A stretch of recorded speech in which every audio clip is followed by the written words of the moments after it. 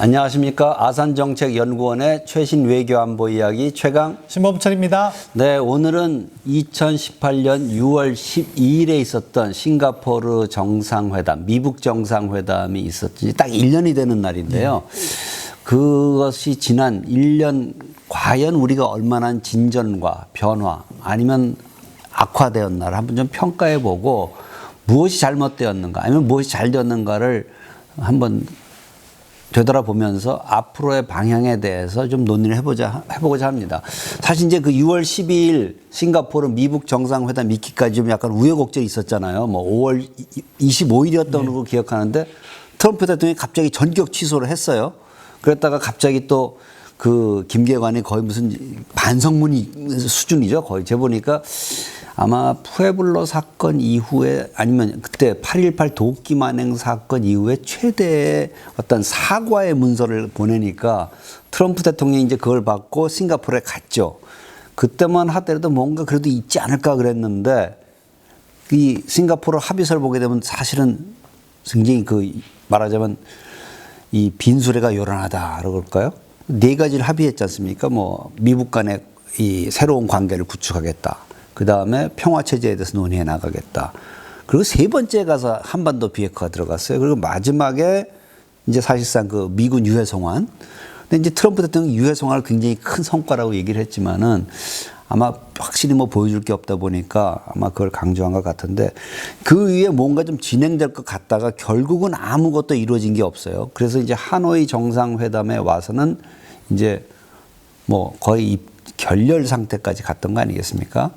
그럼 이제 우리가 지금 이 시점에서 보게 되면은 이제 올해 6월이 뭐 한미 정상회담도 있을 것 같고 또 예를 들어서 지금 시진핑 주석이 한국을 잠깐 들렸다 갈 거라는 그런 설도 있고 뭐 여러 가지 굉장히 그 외교적 행사가 많은 달임에도 불구하고 저는 개인적으로 그렇게 희망을 갖진 않아요. 이렇게 얘기가 되더라도 대개 형식적인 얘기에 그치지 않을까라고 얘기하는데 신범철 박사는 지난 1년을 한번 회고해 보니까 어떻게 생각해요? 뭐 아쉽죠. 네. 뭐 모든 분들이 다 아쉬울 거라고 생각합니다. 기본적으로 싱가포르 정상회담 이후에 비핵화가 빠른 속도로 진전이 되면 그것에 따라서 평화체제라든가 또는 제재 해제에 따른 남북 경제협력 확대 이런 부분이 진행됐을 것을 기대했는데 현실적으로 하노이 정상회담의 노딜로 이어져서 아무것도 이루어지지 못한 거죠. 그 과정을 살펴볼 때는 먼저 싱가포르 정상회담의 준비 과정이 좀 부족했다. 이 점을 지적하지 않을 수가 없는 거죠. 우리 정부가 정상회담으로 북미 정상회담으로 이어지는 과정에서 북한의 의도를 제대로 파악하지 못했던 거죠. 정의용 특사께서 북한을 다녀온 다음에 북한이 체제가 보장되고 위협이 해소되면 비핵화하겠다. 이거는 사실 과거와 다른 이야기가 아니었는데 그 이야기를 뭐 마치 북한이 비핵화 결단한 것처럼 미국에 전달해서 제가 그거 비판했다가 굉장히 지금 곤혹을 겪고 있지 않습니까? 예, 저도 뭐 잘 알고 있는데 좀 안타까운 현실이었어요. 그 당시에. 그럼에도 불구하고 아무튼 기대감에 의해서 정상회담을 했는데 정상회담 직전에 있었던 실무회담, 그러니까 성킴 필리핀 대사죠, 미국에. 그리고 최선희 부상 간의 실무회담이 우리 판문점에서도 있었고 현지에서도 있었는데 그게 결국 무효로 돌아간 거죠. 아무런 성과를 내지 않고 결국 그러다 보니까 아주 원론적인 부원장님께서 말씀하신 그런 합의만을 했다.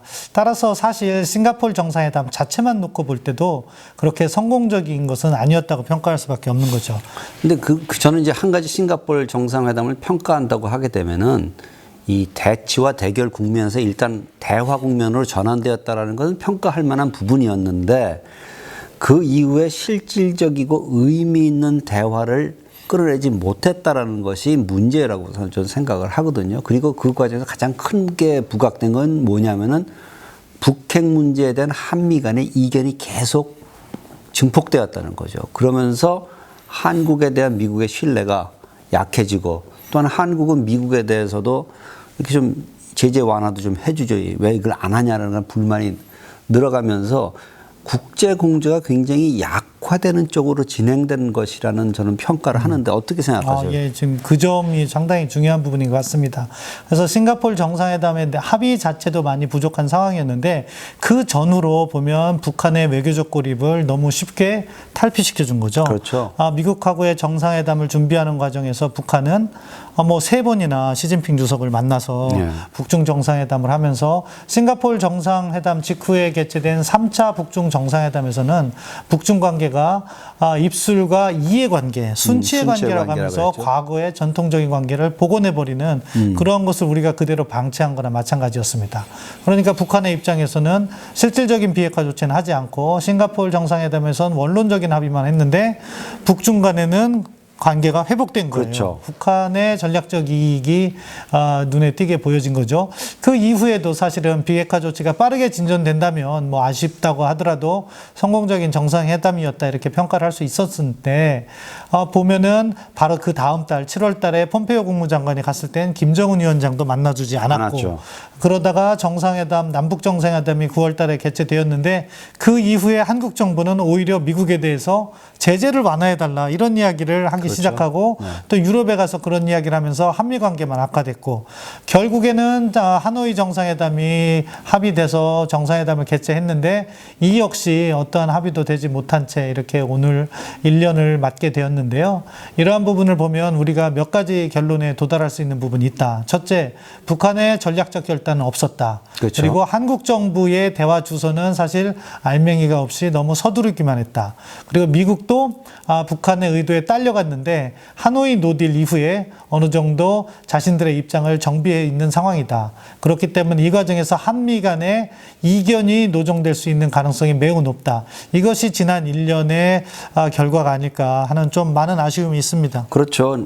그 대화의 모멘텀을 잘 살려갔으면 좋았을 텐데 원래 사실 문재인 정부가 출범할 때는 비핵 평화였잖아요. 근데 이상하게 이제 18년 4월 4.27 판문점 정상회담에서 한반도 비핵화란 말이 들어가고 난 다음에 그리고 6월 12일 싱가포르 미북 정상회담 이후에 저는 문재인 정부가 비핵화에 대해 강조를 별로 안 해왔던 것 같아요. 주로 평화체제에 대한 얘기를 하면서 평화가 이루어지면 자연히 비핵화가 될 거라는 식의 얘기를 갖다 함으로써 저는 그걸 지난 1년의 과정이라는 것이 한국의 국제적 고립이 심화되어 나오는 과정이었다고 생각되거든요. 물론 이제 중국이라든가 러시아는 한국의 입장을 지지하는 모습을 보였지만 사실 유럽에 갔을 때도 아까 신범철 박사도 얘기했죠. 유럽에 가가지고 제재 해제 얘기해가지고 굉장히 뻘쭘한 상태가 됐고 세계 어디 가서도 계속 이제 그런 얘기를 하다 보니까 한국이 오히려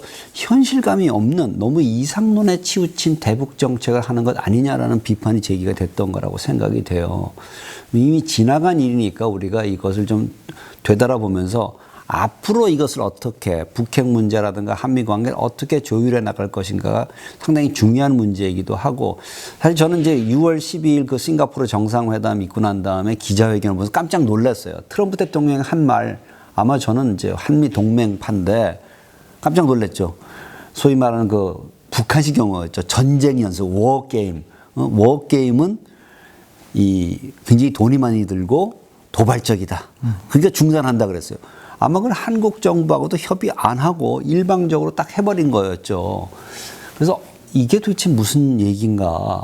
한국 정부하고도 협의도 안 해놓고. 그래서 사실 어떻게 보면 트럼프 대통령은 돈 들어가는 걸 싫어하니까 군사연습하게 되면 돈 들어갈 것이고 또 거기에 대한 확실한 보답도 없는 상태에서 굳이 뭐 한국에 대해서 이 안보 공약을 계속 확약해 나가야 될 필요성이 있냐 뭐 이러한 생각을 갖고 있는 것 아닌가라는 걱정을 하게 됐어요. 그래서 어떻게 보면은 그 이후에 사실은 이제 우리가 군사훈련도 많이 축소하고 거의 어떤 면에서 중단한 것도 마찬가지죠. 그래서 사실 실병력이 이동하는 그런 연습은 이제 거의 끝난 거고 대개 보게 되면 이제 지휘소 연습을 하거나 아니면 대대급 연습으로 다 줄였다고 볼 적에 한미연합 방위체제가 굉장히 약화되어 오는 과정이 아니었나라는 전 생각을 해요. 이제 북핵 문제와는 별개로. 그런데 사실 북핵 문제 하나도 해결된 게 없어요. 얼마 전에 북한이 그 단거리 뭐 정부에서는 유도 발사체 우리는 다 그 탄도미사일이라고 알고 있는데 그걸 했다는 것은 뭐냐면 북한은 아직도 계속 무기 개발을 하고 있고 실전 배치에 투입하고 있단 말이죠. 그 북한의 위협에는 아무런 변화가 없었다. 그러나 우리는 오히려 지금 연합방위 체제가 약화돼 가고 있는 그런 과정이 있는 것 아닌가라는 걱정을 저는 했어요. 신범 박사는 어떻게 생각하세요? 뭐 부원장님 생각하고 같습니다. 결국 좀 다른 얘기 좀 해보세요. 다른 얘기를 하자면 생각을 바꿔야 되는데 그건 좀 어려울 것 같고요. 아무튼 지금 상황에서 북한의 핵 능력은 계속해서 고도화되고 있는 거죠. 그렇죠. 지난 싱가포르 정상회담 이후 1년이 지났지만 그 기간 동안 북한은 계속해서 핵물질을 생산해왔다. 물론 이제 잠깐 보게 되면 그 이후에 풍계리라든가 뭐 동창리 시설을 갖다 폐쇄한 건 사실이에요. 그런데 이제 그 폐쇄의 의미가 얼만큼 있는 거냐에 대한 아직도 논란이 있잖아요. 뭐 제가 보기엔 큰 의미는 없다. 왜냐하면은 더 이상의 핵실험이 필요 없는 상황에서 그렇죠. 네. 핵실험장을 폐기한 것으로 보기 때문에 그것은 어떻게 보면 비핵화 조치로서는 너무 미흡했다. 그리고 지난 1년 동안 북한은 적어도 수발 이상의 핵폭탄을 만들 수 있는 핵물질을 생산해서 그렇죠. 네. 또 비축하고 있었다. 그런데 말씀하신 것처럼 우리의 연합방위 태세는 약화되고 있다. 그렇다면 우리가 이걸 언젠가는 정상화시킬 필요가 있는 거죠. 네. 그 정상화라는 것은 제대로 된 비핵화를 통해서 북한의 핵 능력을 억제한다거나 다른 한편으로는 북한의 핵 능력이 계속 고도화된다면 우리의 억제력을 키워서 전략 균형을 만드는 그러한 과정이 필요한 거죠. 그것이 앞으로 우리가 풀어가야 될 과제가 아닐까 싶습니다. 그래서 지금 상황에서 너무 북한의 비핵화에 대한 기대만 크게 갖고 실질적으로 우리의 억제력을 약화시키는 조치를 언제 복원할 것인가 그런 부분에 대한 한미 간의 준비도 필요하다고 보고요. 다른 한편으로는 뭐 한미 동맹 문제에 있어서 여러 가지 악재들이 계속 있잖아요. 그렇죠. 그래서 그것과 관련해서 뭐 방위비 분담금도 그렇고 전자권 전환도 어떻게 안정적으로 추진할 것인가 그런 문제 고민해야 되고 또한 한미일 안보 협력 부분이 최근 들어서 상당히 악화된 부분이 있습니다. 네. 이것을 어떻게 할 것인가 이대로 한일 관계를 방치해야 될 것인가 이런 부분에 있어서도 보다 조금 더 적극적인 외교가 필요하다. 그래야지 다음 단계의 북한 위협이라든가 상황 변화를 우리가 주도적으로 대응해 나갈 수 있다. 그렇게 평가합니다. 이제 그 한미일 안보 협력 굉장히 중요한 문제인데 굉장히 겉으로 뭐가 있는 것처럼 하죠. 그 삼국 안보 대화 같은 건 했지만은 실질적인 협력은 별로 안 하고 있잖아요. 뭐 그전까지만 해도 티사라 그러죠. 삼국 정보 협력 이런 것도 있었는데 그것도 이제 잘 작동이 안 되는 것 같고 이제 요즘 일본에서는 코리아 패싱이 아니라 로스트 코리아 잃어버린 한국이라는 말로 나온다는 거죠. 그만큼 한국에 대한 희망을 접어버리고 이제 미일 동맹을 축으로 해서 이 동북아를 넘어서 인도 태평양 지역에서의 안보 구도를 만들어 나가자 이런 쪽으로 가고 있기 때문에 우리로서는 일본을 갖다가 배제한 아니 일본을 무시하는 그러한 정책은 좀 지양해야 될 것 같고 일본을 이용해서 어떠한 대화의 돌파구를 마련한다든가 어떤 비핵화의 진전을 마련해 보기 위한 노력이 필요하지 않나라는 그 생각을 저는 하게 됐어요. 물론 이제 그렇다 그래서 우리가 역사 문제를 그냥 등한시하자는 건 아니고 역사 문제는 역사 문제대로 계속 논의를 하고 근본적인 해결은 쉽지 않을 것 같아요. 그러면서 이 상대방에 대해서 또 협력할 거는 협력하면서 소위 말하는 문재인 정부가 처음 출발할 때 얘기했던 투트랙 어프로치를 계속 하면 좋은데 사실 투트랙이 아니라 박근혜 정부랑 똑같은 것 같아요. 역사 원리주의의 입장에서 역사 문제가 해결이 안 되면 안보 문제도 협력 안 하는 그런 그 실수를 하고 있는 것 아닌가. 물론 정부 당국자는 아니라 그럴 거예요. 뭐 일본하고 많이 얘기를 하고 있고 실질적으로 협력하고 있다 그러는데 일본 현지에 좀 가서 들어보니까 별로 그런 얘기를 안 하더라고요. 굉장히 걱정을 많이 하고 있다라는 생각을 갖고 있고. 그래서 이제 뭐 과거에 지나간 얘기는 많이 했고 우리 뭐 미래 우리 어떻게 해야 될 거라는 얘기도 했는데 사실 이 6월 한 달 우리가 어떻게 해야 될까? 무슨 문제에 집중해야 된다고 생각하세요? 6월 달에 아젠다가 많습니다. 말씀하신 대로 한일 관계 관련해서는 뭐 일본에서 열리는 G20 계기에서 한일 관계를 복원하기 위한 노력을 해야 되는 거죠. 결국 정상회담을 개최함으로써 뭐 우리가 그때까지 문제를 풀지 못한다면 그때로부터 문제를 풀 수 있는 그런 계기를 만들어야 되는 거죠. 다른 한편으로 북한 핵 문제와 관련해서는 뭐 이제 6.12 싱가포르 정상회담 1주년이고 그리고 6.15 공동선언이 또 몇 주년이냐 2000년에 했으니까 2000년에 했으니까 지금 19주년이죠. 네. 그런 부분이 또 있는 거고요. 그런 계기에서 과연 비핵화와 그 평화 평화 문제를 어떻게 논의할 것인가에 대한 정부의 조금 더 현실적인, 그러니까 북한의 비핵화 결단을 전제로 해서 기대감만 있는 것이 아니라 현실적인 준비를 해야 된다고 생각합니다.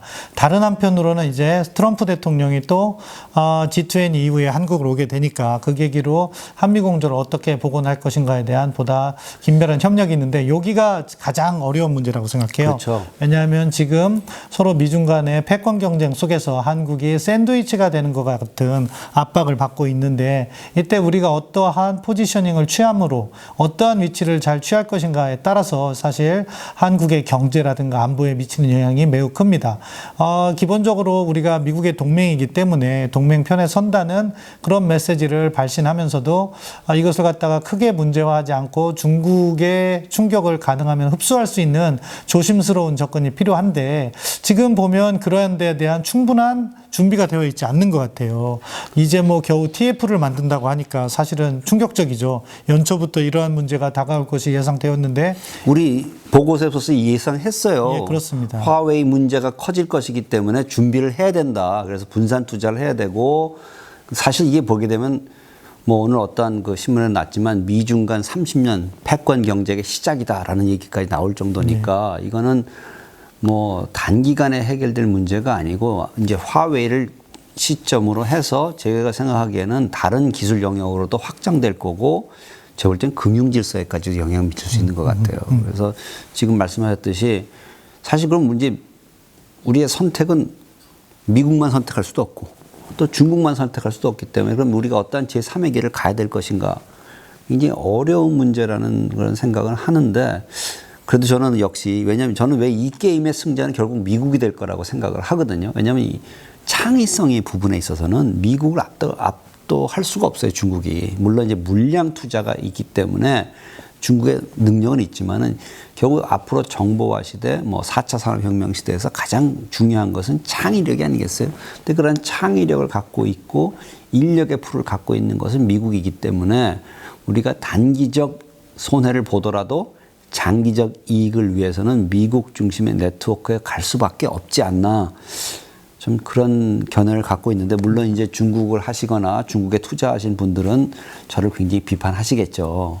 그러나 단기 이익을 추구하다가는 장기적으로 회사가 망할 수도 있다. 저는 좀 그런 너무 생각을 좀 합니다. 수위가 높으신데요. 회사가 망할 아니 왜냐하면 제가 이 생각에 화웨이를 통해서 우리가 얻은 수익이 있지만은 우리가 세계 금융시장에서 배제가 되거나 서플라이 체인에서 배제가 되면은 그거는 더 큰 문제예요. 그렇기 때문에 물론 이제 미중 간의 갈등이 얼마나 갈지는 모르겠지만은 좀 극도로 과장되게 뭐 망한다라고 얘기했지만은 사드 이상의 보복도 있을 수 있다. 근데 이번에는 중소기업이 아니라 대기업에 대한 보복이 될 수 있겠죠. 뭐 삼성이나 SK 쪽에. 그래서 좀 더 우리가 시장을 좀 확대하기 위한 노력도 필요할 거고. 근데 뭐 단기간에 이루어지기는 쉽지 않을 것 같다는 생각은 듭니다. 뭐 말씀하신 것과 관련해서 미중 간 경쟁 일단 우리가 너무 뭐 이것을 갖다가 누구 편이다 나서서 이야기할 필요는 없다고 생각해요. 조심스럽게 전달을 해야 되지만 미측에 대해서는 적어도 우리가 동맹편에 선다는 메시지를 줘야 되는 거죠. 그렇죠. 뭐 그렇기 때문에 미국이 지금 지역 전략이나 뭐 세계 전략으로 추진하고 있는 인도퍼시픽과 관련해서는 정치적 지지는 필요하다고 생각합니다. 경제적인 문제와 관련해서 부원장님께서 잘 지적해 주셨는데요. 중국이라는 건 어떻게 보면 우리의 시장의 문제지만 그 물건을 만들기 위해서는 미국의 기술이 필요한 거죠. 그거를 그렇죠. 우리가 공급받지 못하고서는 물건 자체를 만들지 못한다. 그렇기 때문에 지금 미중 경쟁에 있어서 우리가 고려해야 될 것은 미중 간의 국력차가 존재한다는 점, 그리고 우리가 지향하는 가치가 미국과 같다는 점, 그리고 우리는 무엇보다 한미 동맹, 함께 싸우기로 약속한 조약상의 의무를 지고 있는 동맹이라는 점, 이런 것을 고려한다면은 우리가 어느 쪽에 서야 될 것인지는 고민할 필요가 없다고 생각합니다. 다만 그 충격을 어떻게 흡수하고 완화할 것인가, 이 부분에 대해서 보다 면밀한 준비를 해야 되는데 정부의 대비가 약간 늦었다는 생각이 들고요. 그리고 지금 정책을 준비하는 과정에 있어서 기업이나 시장의 목소리를 그렇게 듣지 않고 있는 것 같아요. 그런 부분이 많이 부족한데 그쪽하고 보다 긴밀히 협력을 해서 얼마만큼의 충격이 다가올 것이고 그 충격을 흡수하기 위해서 정부는 어떠한 노력을 할 것인지 이러한 긴밀한 소통이 필요한 시기라고 생각합니다. 네. 정말 그 경랑기라고 할 수 있을 것 같아요. 그리고 사실은 지금 뭐 미국도 그렇고 중국도 그렇고 선택을 하라 계속 압박을 하잖아요. 지난번 뭐 해리스 대사도 동맹으로서의 한국의 입장이 뭐냐라고 밝힌 바가 있고, 또 중국은 또 이 업체들을 불러다 놓고 부품 공급 안 하게 되면 그 후과가 있을 것이다라고 이런 또 겁을 주고 있는 상황이기 때문에 저는 참 우리 정부가 준비 안 했다는 것이 개탄스럽고, 그러나 이번을 계기로 해서 좀 더 장기적인 발전 전략, 장기적인 대외 관계 전략을 마련하는 그러한 시간을 가져야 될 거라고 생각을 합니다. 하여튼 이 6월이 무사히 넘어가기를 좀 바라는 마음이 간절하네요. 예. 뭐 호국의 달이니까 우리 애국 선열께서 지켜주실 거라고 믿습니다. 네, 그렇습니다. 오늘 준비한 이야기는 여기까지입니다. 최신 안보 이야기, 오늘의 이야기는 여기서 마무리하도록 하겠습니다. 감사합니다. 감사합니다.